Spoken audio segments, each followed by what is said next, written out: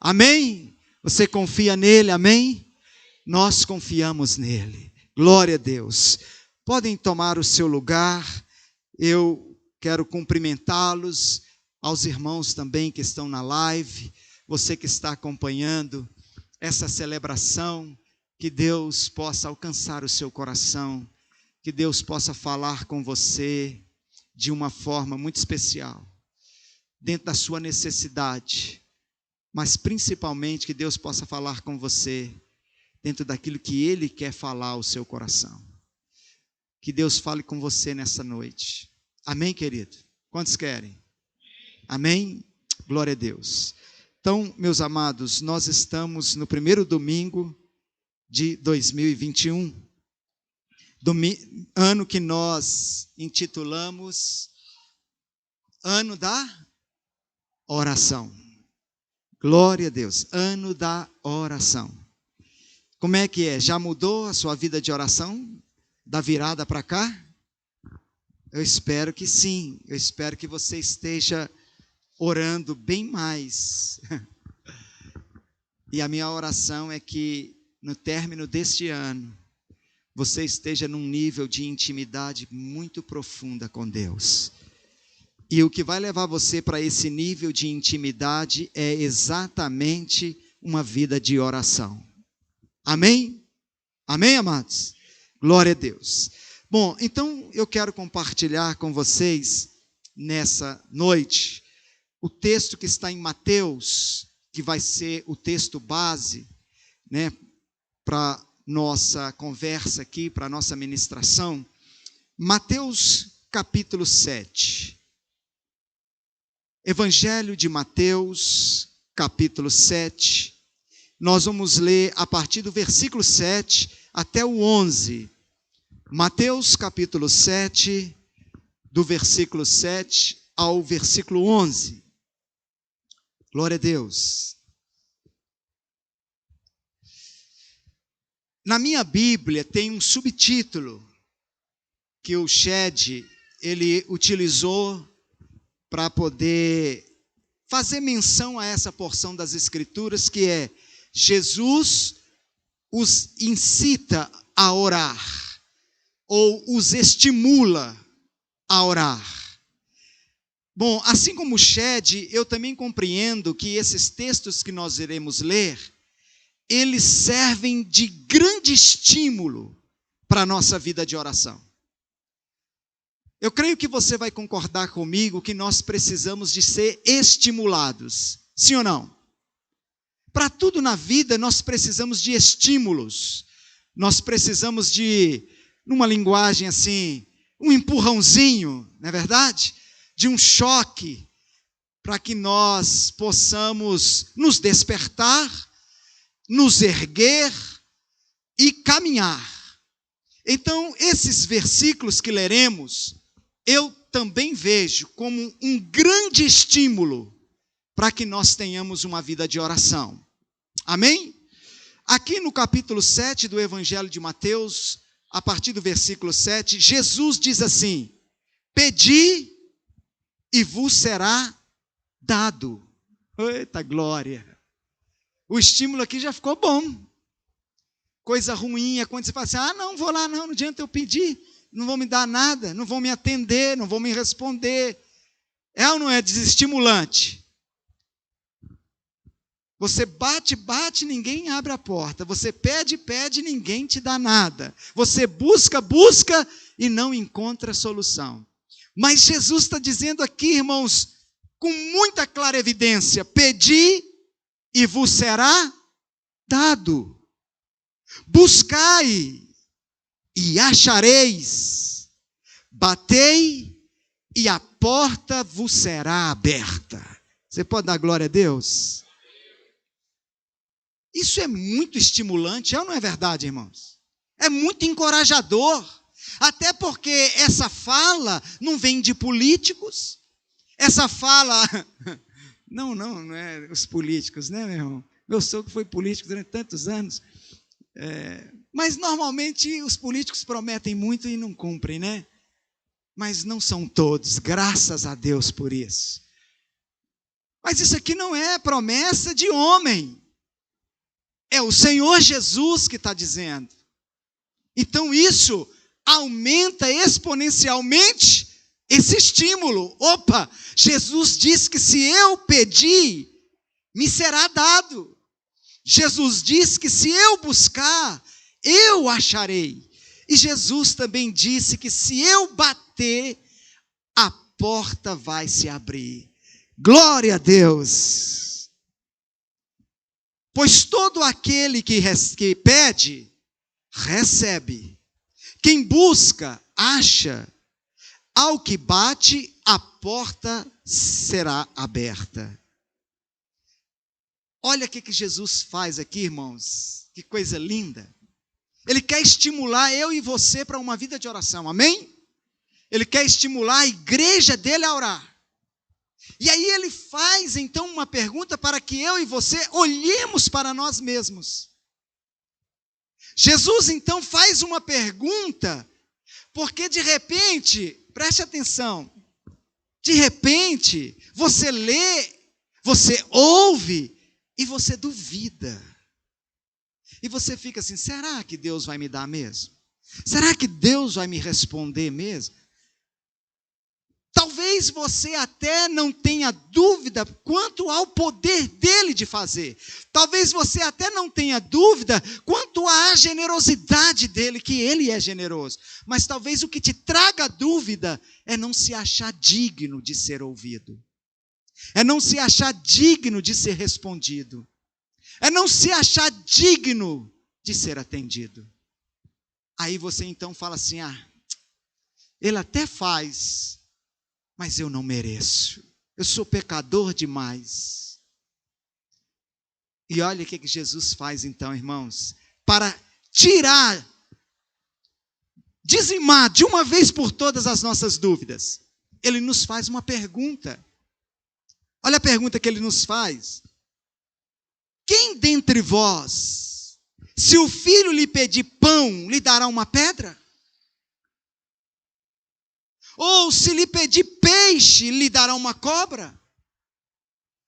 Se vós, sendo maus, sabeis dar boas coisas a vossos filhos, quanto mais o vosso Pai, que está no céu, dará boas coisas aos que lhe pedirem.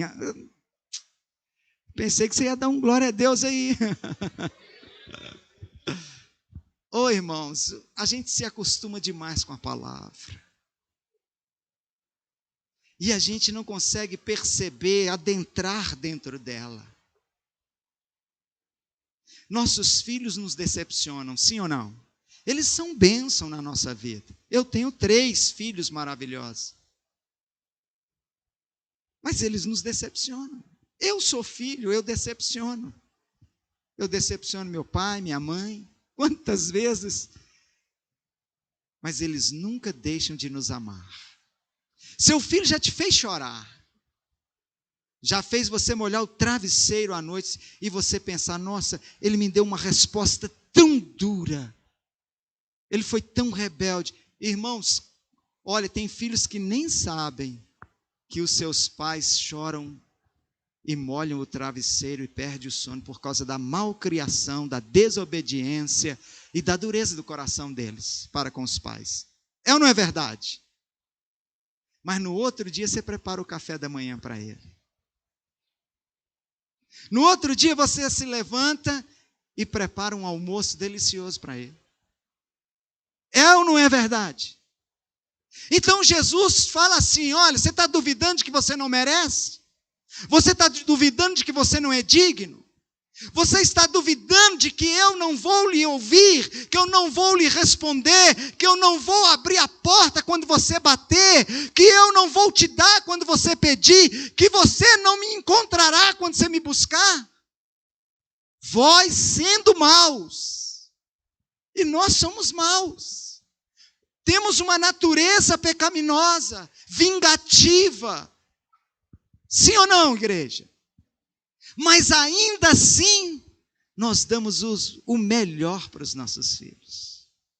fazendo eles por onde ou não merecer. Então Jesus diz assim: olha para vocês, vocês são maus, mas se o seu filho te pede pão, você não dá ele uma pedra. Se o seu filho te pede peixe, você não dá ele uma cobra. Ou seja, você não o trata conforme ele merece, ou segundo a maldade do seu coração. Há um amor que sobrepuja isso. Há um amor paterno, materno, que sobrepuja isso. E quando ele te pede, você lhe dá coisas boas. E aí ele então fecha dizendo assim: quanto mais vosso Pai, que está no céu, dará boas coisas aos que lhe pedirem. Eu quero, Pai. Eu quero, Pai. Eu quero as boas coisas que estão aí nas tuas mãos dadivosa para a minha vida. Amém, amados? Nós estamos só lendo o texto, ainda não entrei na pregação. Mas Jesus já fala tanto conosco, não é verdade? Irmãos, olha que coisa maravilhosa. Se vós, sendo maus, sabeis dar boas coisas, boas dádivas aos vossos filhos, quanto mais vosso Pai que está no céu dará boas coisas aos que lhe pedirem. Pai, muito obrigado por essa palavra. Jesus, obrigado, Jesus. Obrigado, Jesus, por essa palavra. É o evangelho do Senhor para as nossas vidas. É a boa notícia, é a boa nova. Abra nossos ouvidos para que ouçamos. Fala conosco, Senhor. Fala com esta igreja, fala com todos que estão espalhados por esse planeta, ao alcance da minha voz, por meio das redes sociais, ouvindo essa palavra. Fala o coração de cada um, dentro da necessidade de cada um, e seja o nome do Senhor glorificado em nome de Jesus. Você pode dizer amém? Amém? Bom, então, irmãos, esse texto, Jesus tem um propósito. Qual é o propósito quando Jesus nos fala essas palavras? O propósito de Jesus é nos estimular a orar, nos excitar a orar, nos despertar para uma vida de oração. Puxa, a partir do momento que eu estou agora sabendo que se eu pedir, Ele me dará, se eu buscar, eu acharei, se eu bater, abrir-me a porta. Então, irmãos, eu me levanto do meu comodismo, da minha incredulidade, eu me levanto, sabe, daquele sentimento de autopiedade, de que eu não sou digno, de que eu não sou merecedor, que eu sou pecador demais. Eu me levanto de todos esses pesos e amarras, e eu então começo uma vida de oração. Eu começo a buscar, a pedir, a bater, a me derramar, a ir atrás desse Deus generoso, desse Pai amoroso. Porque eu tenho uma certeza, eu vou receber. Posso até não receber aquilo que estou pedindo, mas vou receber de alguma forma. Ele vai me responder de alguma forma. Eu vou receber, eu vou ter resposta. Ele vai me abrir a porta. Ele não vai me ignorar. Ele não vai fingir que não está me ouvindo ou que eu não estou batendo. Não, meu irmão, isso é muito estimulante. E é este o propósito de Jesus ao dizer para os seus discípulos, aqui no Evangelho de Mateus, essas palavras. Ele quer que você ore. Deus quer que você ore. Deus quer que você ore. Deus quer que você ore. Amém? Orar, irmãos, é talvez uma das práticas bíblicas mais simples que Deus nos deu. Não há grandes segredos para se ter uma boa vida de oração. Não há grandes segredos para isso. No entanto, portanto, nem sempre o mais simples é o mais fácil. Você concorda comigo? Nem sempre o mais simples é o mais fácil. Nós precisamos de observar o que está acontecendo com a sociedade. O que está acontecendo com a sociedade, irmãos? E o coronavírus, o Covid-19, se tornou algo que nós não podemos ignorar, que está aí, assustador, terrível, mas que corroborou para esse sentimento e para esse desejo do coração de muitas pessoas, que é o quê? Distanciamento.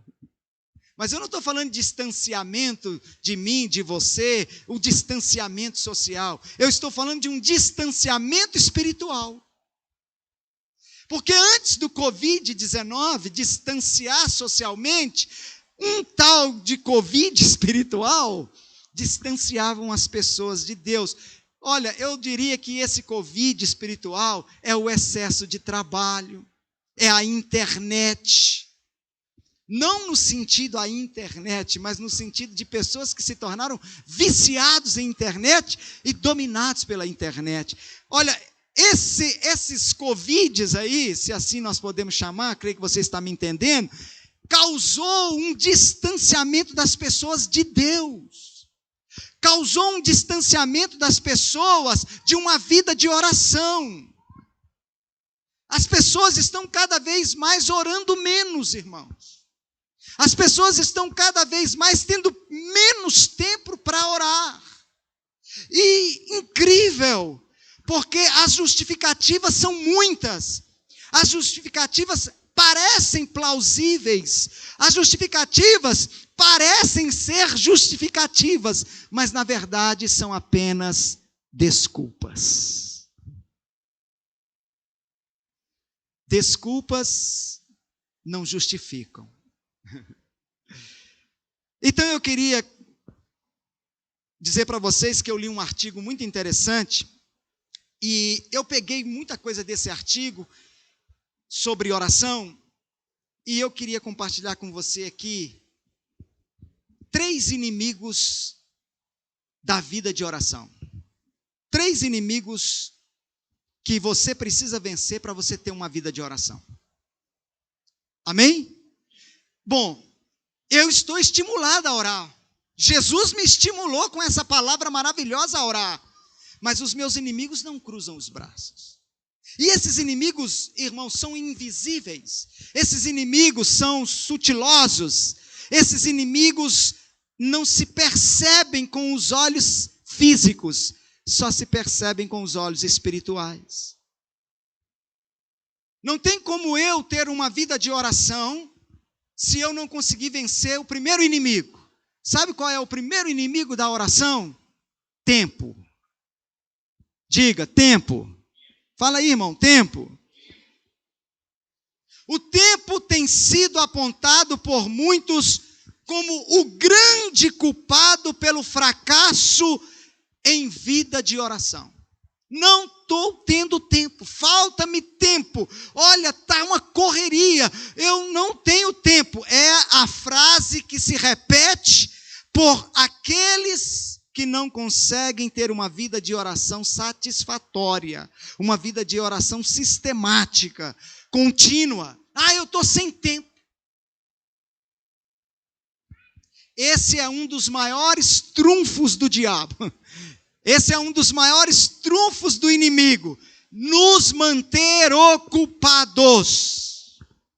Quanto mais você estiver ocupado, quanto mais o inimigo conseguir te manter ocupado, te encher de atividades, de tarefas, de o que se fazer, melhor. Porque quanto mais você estiver ocupado, menos você fala com Deus, menos você conhece Deus, menos você se enche de Deus, menos você fala de Deus para as pessoas, menos, até que você se esfrie, se apague e você se torne um zero à esquerda no reino. Você está entendendo? Então o inimigo quer te manter ocupado. eu li uma frase que diz assim, que o Facebook, o WhatsApp, o Instagram, eles vieram para desmentir os crentes. Crentes que diziam, eu não tenho tempo, mas gastam horas e horas nas suas redes sociais. Irmãos, mas não precisa de um Instagram, o Facebook e o WhatsApp desmentir. A própria palavra de Deus joga por terra esse nosso argumento. A própria Bíblia joga por terra essa nossa falácia, que sem que percebamos, essa frase tem sido falada como que se ela justificasse a minha falta de uma vida de oração. Você sabe muito bem que Eclesiastes capítulo 3, versículo 1, está escrito assim, do verbo haver, de existir, de ter. Há tempo para todo propósito debaixo do céu. Deus, eu não tenho tempo de orar, vou te esfregar. Eclesiastes 3:1, filho.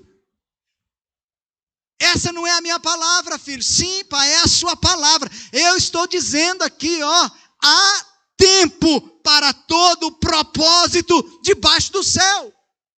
Mas eu não estou tendo tempo de orar, porque orar não é um propósito na sua vida.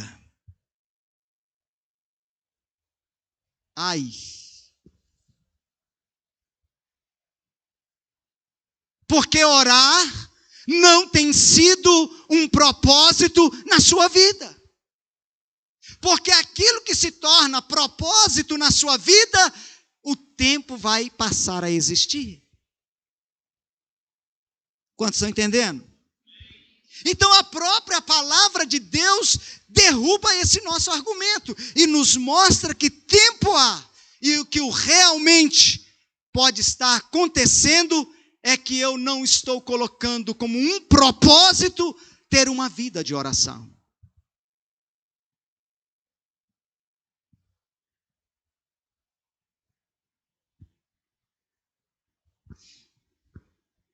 Paulo, em sua epístola aos Efésios, no capítulo 5, versículos 15 e 16, nos exorta a sermos sábios e não nécios. Efésios capítulo 5, versículos 15 e 16, o apóstolo Paulo está dizendo assim, olha, sede sábios e não nécios. Você sabe o que é nécio, meu irmão? Sabe o que é ser uma pessoa nécia? Nécio é característica de alguém que não tem conhecimento, que é ignorante, incoerente.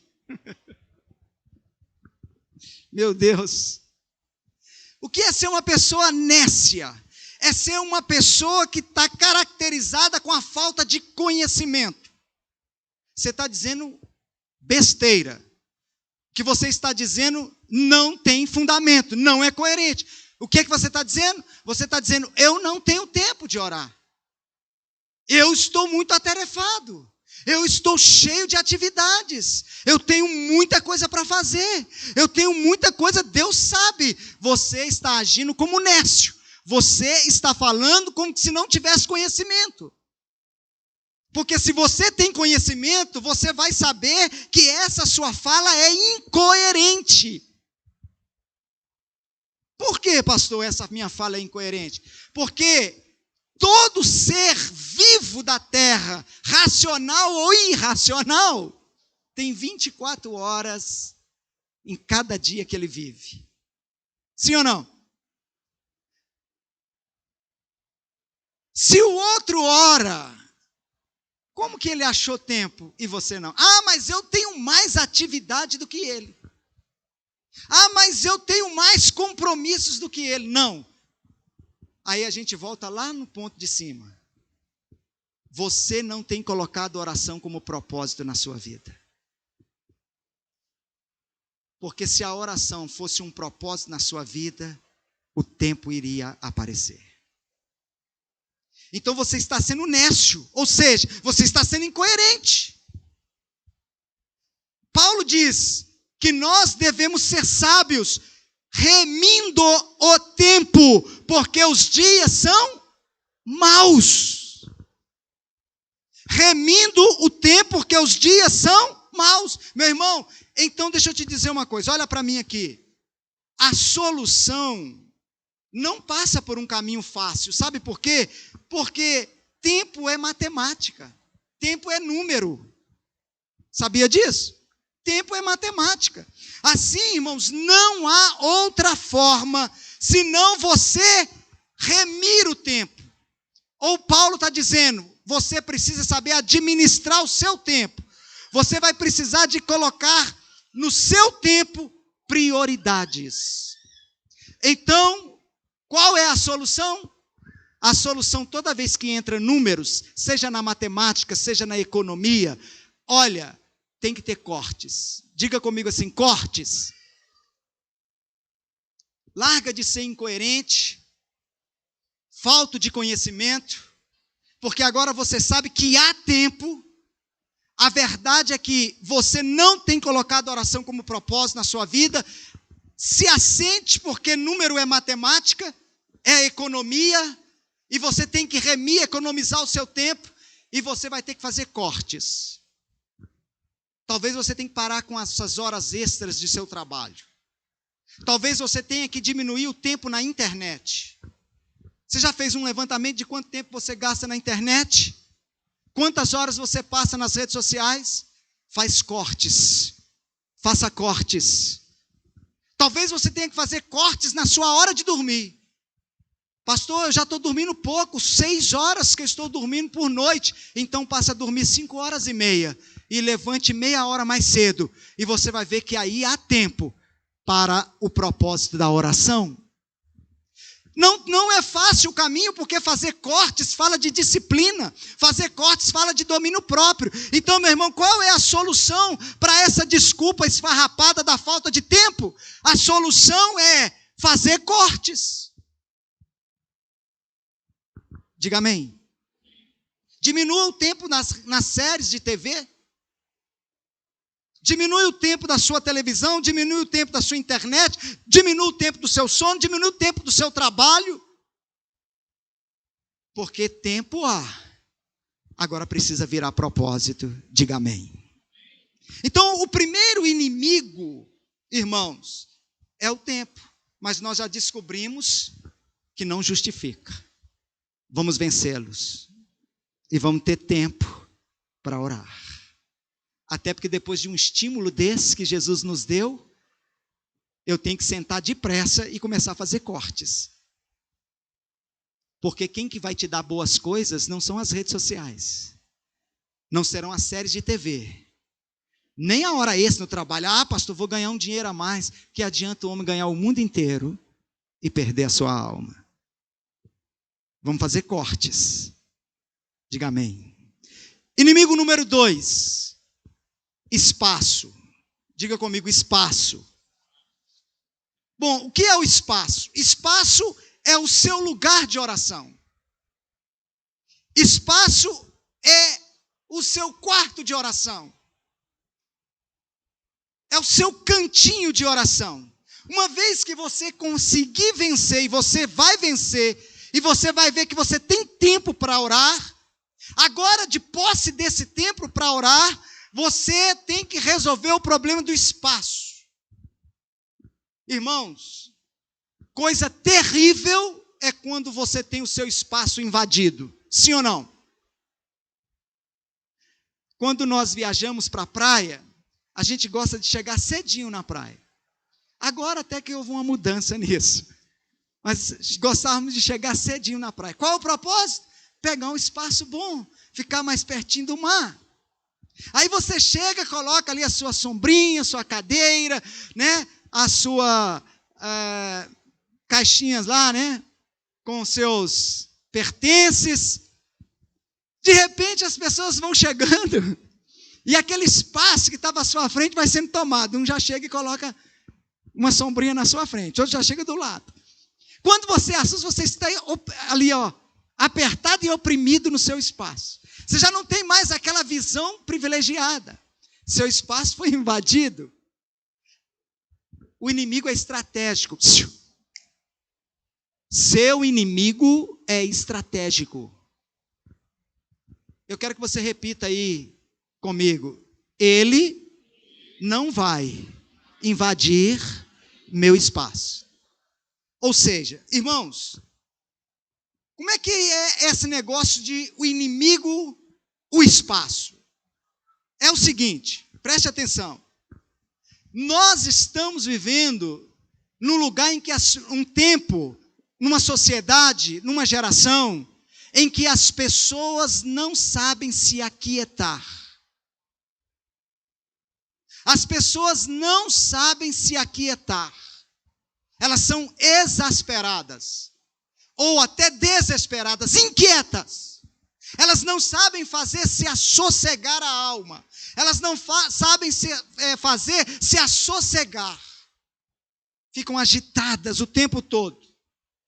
E essas pessoas agitadas, muitas vezes, sem que elas percebam, são usadas pelo inimigo para invadir o seu espaço de oração. Então preste atenção aqui. Você precisa de encontrar o seu espaço, o seu lugar, o seu momento de oração. Diga amém. Diga amém. Eu não sei se você já percebeu, as casas hoje, as casas modernas hoje, em cada cômodo elas têm um aparelho de televisão. Sim ou não? Tem um computador. Você já percebeu isso, irmão? Que tem um aparelho de televisão lá na churrasqueira. Tem um aparelho de televisão lá no quarto do casal, ou no quarto do filho, na sala de estar. Porque agora é assim, olha, com o advento da internet, podemos ver N programas. Eu não gosto do seu, então eu vou lá para o meu quarto. Eu não gosto do seu, e vamos lá.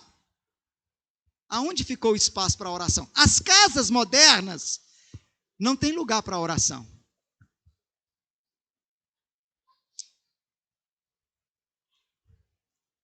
No período da pandemia que fechou tudo, tinha momentos para orar na minha casa que eu tinha que virar e falar, opa, preciso que desliga aí a televisão, eu vou orar aqui agora.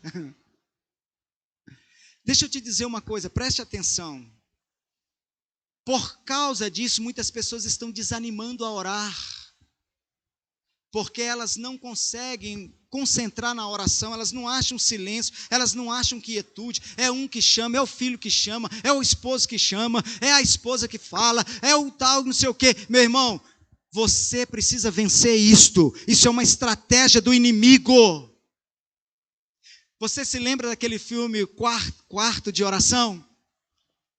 O closet, a mulher arrancou tudo, arrancou as roupas, arrancou os sapatos no filme, não é isso?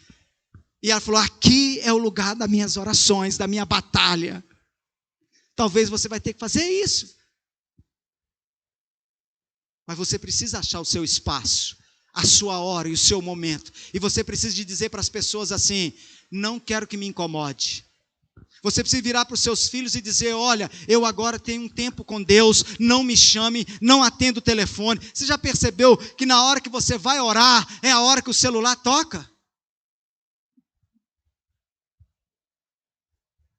Bate na porta, então você tem que tomar cuidado, porque é uma estratégia do inimigo. Às vezes você está ali motivado a orar, você começa a orar, na hora que você está começando a orar, um que bate, um que chama, o celular que toca, um barulho, o cachorro que late, e tal. Meu irmão, você precisa encontrar espaço.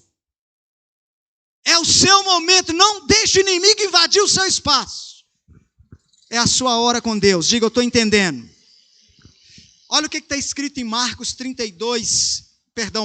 1, 32, 37. O próprio Jesus tinha essas dificuldades. Preste atenção. Jesus, não dispunha de privacidade. Aonde ele estava, tinha uma multidão atrás dele, querendo cura, querendo palavra, querendo resposta, querendo solução. Sim ou não? Mas olha, vamos ler lá Marcos capítulo 1, versículos 32 a 37. Abre aí a sua Bíblia para a gente ler. Marcos, capítulo 1, versículo 32. 32 ao 37. Preste atenção nesse texto. Olha o que diz o texto. De madrugada, quando anoiteceu, Marcos 1, acharam? 32 a 37. Quando anoiteceu, depois que o sol se pôs, trouxeram-lhe todos os doentes e endemoniados. Jesus já tinha pregado o dia inteiro. Agora que ele foi para a sua casa, o que eles fizeram? Levaram todos os doentes e endemoniados. Olha o texto. Toda a cidade estava reunida à porta da casa. E o que ele fez? Ele curou muitos doentes, acometidos de diversas enfermidades, expulsou muitos demônios, mas não permitia que os demônios falassem, porque eles sabiam quem ele era. Mas de madrugada, olha o que ele fez. Ainda bem escuro, levantou-se, saiu e foi para um lugar deserto. Com qual propósito? Para orar. Para orar. O texto continua dizendo, então Simão, os seus companheiros, saíram para procurá-lo. E quando o encontraram, disseram, todos te procuram. Mas agora era o espaço dele com o Pai. Ninguém invade. Posso ouvir um amém? Marcos 6, 45 e 46, diz assim, logo a seguir, compeliu Jesus os seus discípulos a embarcar e passar adiante para o outro lado, a Betsaida, enquanto ele despedia a multidão. E tendo-os despedido, subiu ao monte para orar. Olha aí Jesus procurando um espaço, irmãos. Às vezes eu estou até estimulado a orar, mas não me deixam orar. Toda hora chama, toda hora bate. Você não pode se deixar ser vencido. Você tem que fechar o seu espaço e dizer, agora é eu e Deus e mais ninguém. Quantos estão entendendo isso aí? Usa criatividade. Irmãos, hoje está difícil ir orar nos montes. Está um perigo. Quando eu era mais jovem, eu estou com 16, né? Mas quando eu era mais jovem, irmãos, eu ia muito ao monte orar, com as mocidades, e creio que alguns aqui, nós íamos para o monte, de madrugada, voltávamos, era coisa maravilhosa, era muito gostoso, era lindo. Tem um monte aqui na cidade de Contagem, que está tendo assaltos, os irmãos estão lá orando, o pessoal chega de moto, leva celular, leva carteira, está difícil, complicado. Mas você deve lembrar de uma coisa, que Jesus falou assim, olha, vem a hora, e já chegou, em que os verdadeiros adorarão o Pai em espírito e em verdade. Então não é nem no monte, nem em Jerusalém, é em espírito e em verdade. Dentro do seu carro, dentro do seu quarto. O que nós precisamos, irmãos, nesse aspecto do espaço, é não permitir que nos incomode. Posso ouvir amém? Porque agora é você e o papai, é você e Deus, é você com Ele. Lá em Lucas 5, 15 e 16 diz assim, olha, porém, o que se dizia a seu respeito, cada vez mais se divulgava, grandes multidões afluíam para o ouvirem e serem curados de suas enfermidades. Ele quem? Jesus, porém, se retirava para lugares solitários, com o fim de orar. Irmão, se Jesus precisava orar e estar em comunhão com o Pai, que dirá de nós?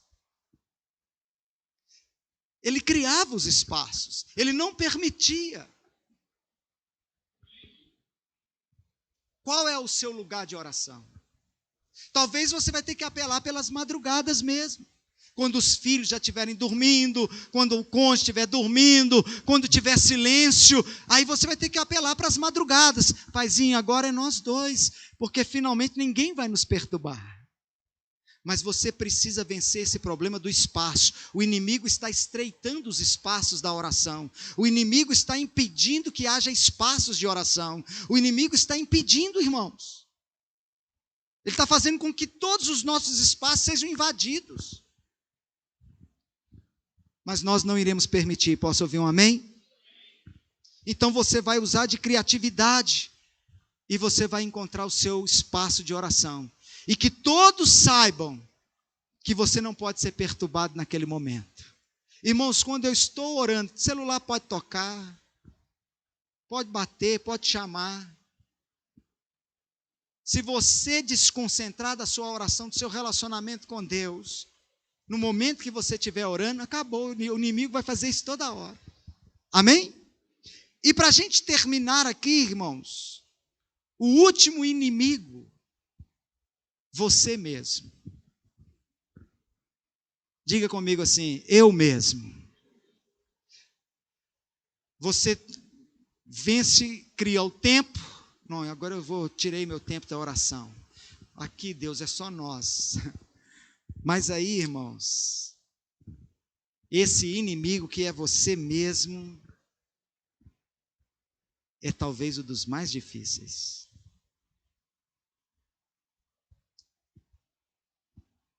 10 minutos e já pegou no sono.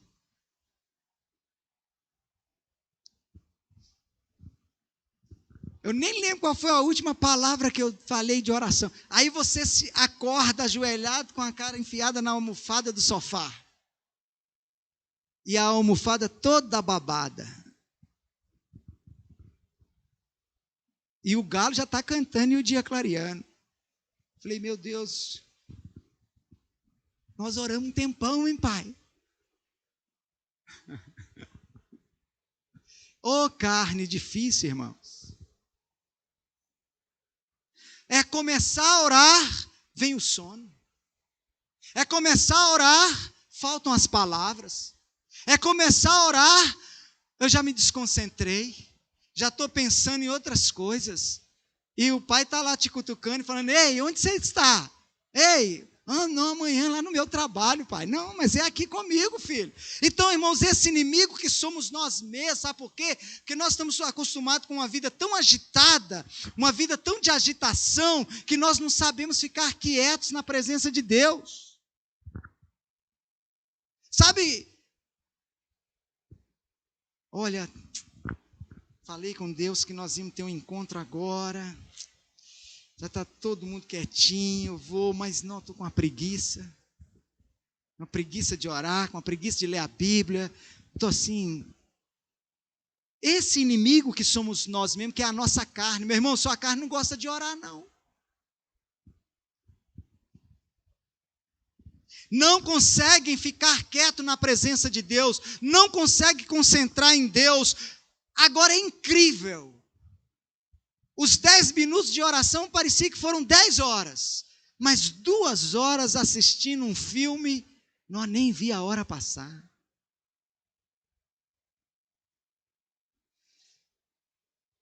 Dez e meia nós marcamos oração, 10:30 da noite.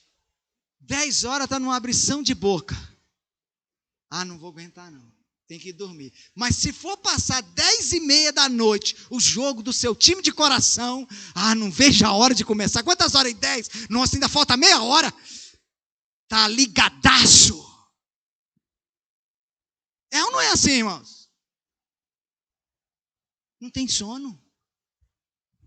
Nós temos que nos vencer para nós termos uma vida de oração. Jesus já está nos estimulando. Jesus já está dizendo para mim e para você, se você pedir, vou te dar. Se você me buscar, você vai me achar. Se você bater, eu escancararei a porta para você. Ele já está nos estimulando, o que ele mais pode fazer? Então, irmãos, preste atenção, como que é a carne, como que é a nossa natureza pecaminosa humana. Nós não queremos, nós nos deixamos vencer pela preguiça, pelo sono, pelo cansaço. Lá no capítulo 14 de Marcos, Evangelho de Marcos, do versículo 37 a 41. Sabe aquele momento que Jesus foi para o Getsêmani? Naquela quinta noite em que ele já havia comido a Páscoa, instituído a ceia, cantado o hino, falado assim, olha, vamos nos daqui. Ele foi para o Getsêmani. Aquele momento de agonia, que o seu suor se transformou em gota de sangue. Sabe aquela quinta-feira à noite? Que quando ele chegou no jardim do Getsêmani, ele disse para os seus discípulos assim, olha, vigiai comigo. Ou seja, orai aqui comigo, porque a minha alma está muito abatida, muito angustiada. E a Bíblia diz que ele, os deixando, retirou-se um pouco mais à frente e sobre uma pedra, meu irmão, hoje você ora acima de uma almofada, talvez seja isso. Arruma uma pedra para você não dormir. Essa almofada está macia demais, aí seu cérebro pensa que você está deitando, arruma uma pedra. E Jesus se debruçou em cima de uma pedra para orar.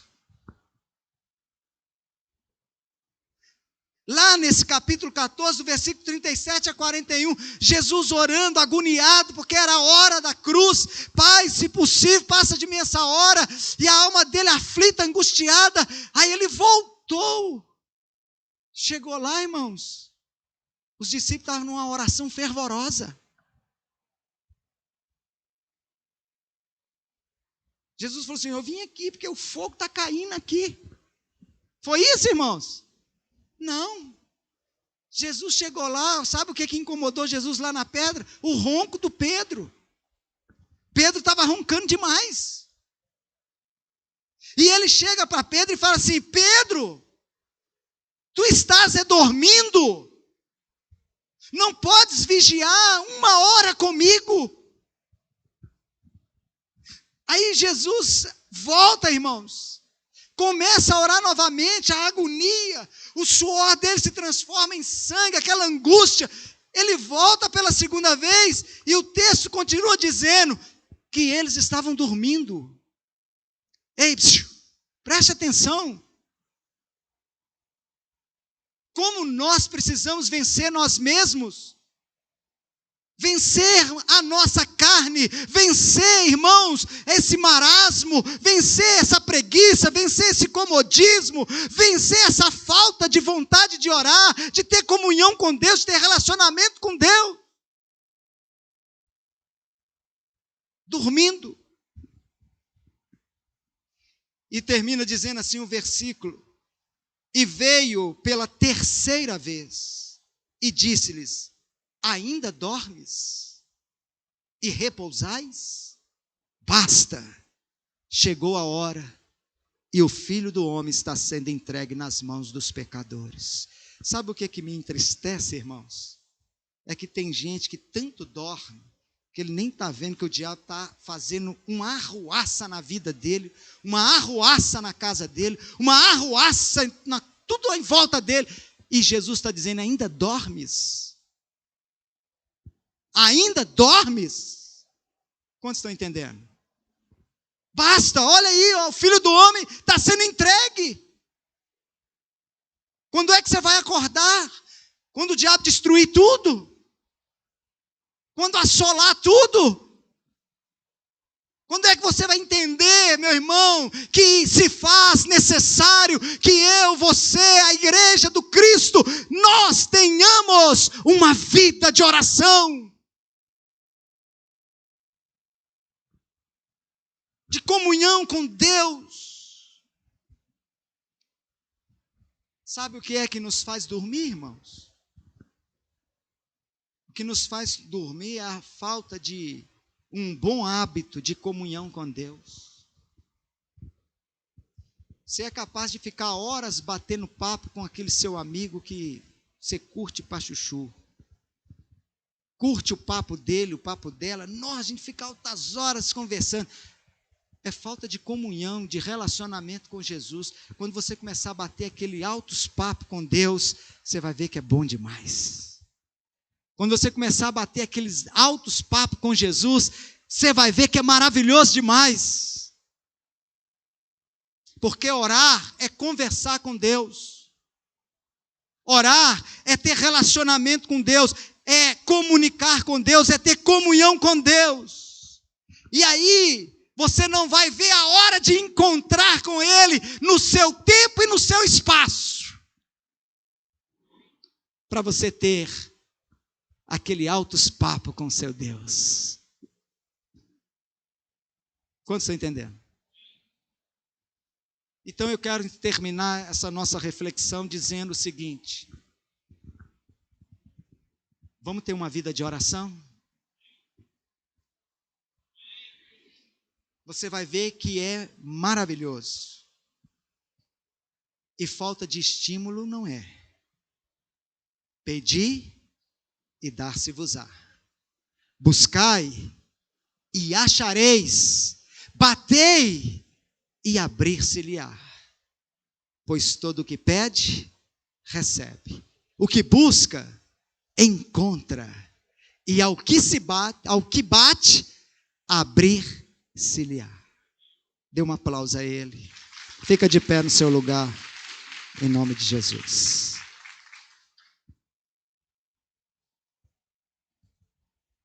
Há tempo, espaço, falta vontade. E a vontade eu tenho que vencer a mim mesmo. Porque vale a pena a gente orar e viver uma vida de comunhão com Deus. Fecha seus olhos. Fala com o seu Deus, fala com o Pai. Fala: Deus, eu estou estimulado a orar. Ora manalabassori canta lamaia canta labachura manais. Obrigado, Deus. Nos leva para uma vida de oração, Espírito Santo. Tira-nos do comodismo. Joga por terra nossas desculpas. Nos dê destreza, sabedoria para remirmos o tempo, administrarmos o tempo, criarmos o espaço e vencermos a nós mesmos.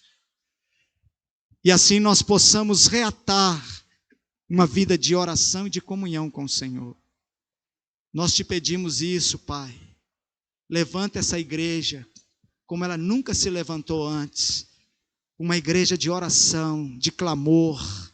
Uma igreja, meu Deus, que se lançará, se jogará aos teus pés. Pagará o preço da oração. E nós estamos certos e crédulos de que os céus de bronze serão arrebentados, rasgados, e a sua Shekinah, a sua glória, se derramará sobre nós, seu poder, seu Espírito. Meu Deus, nos ajude a entendermos isso, que nós não tenhamos apenas discursos, mas vida de oração. Ó Deus, não apenas conhecimento, mas vida de oração. Não apenas entendimento, mas vida de oração. Em nome do Senhor Jesus. Amém. Amém, amados.